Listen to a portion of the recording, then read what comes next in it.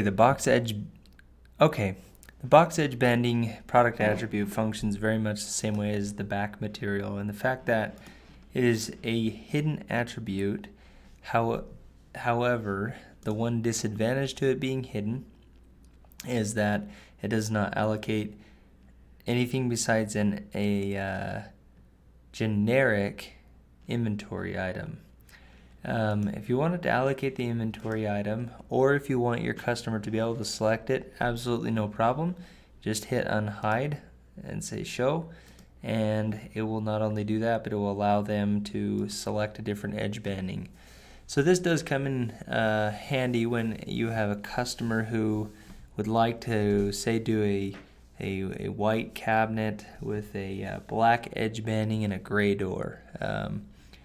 Has become a little more common, and so that is very possible, very easy to do in terms of just unhiding it.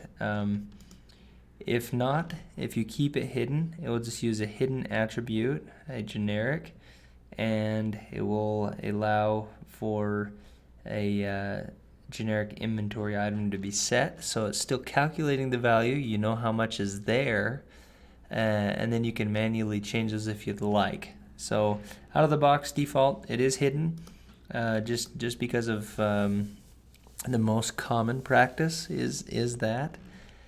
The first column is the cost per foot. This is how much it's going to cost you per foot of that particular kind of edge banding. In the case of a hidden and generic attribute, you're going to want to make this probably your highest value and or an average. Bin number is essentially making it function like a, in the case where it's not hidden, you're going to show it, and you have maybe hundreds of different attributes. It's a help for an output page for the guys or the team on the shop floor to be able to pull the proper bin number, kind of a library system. That's what that's there for.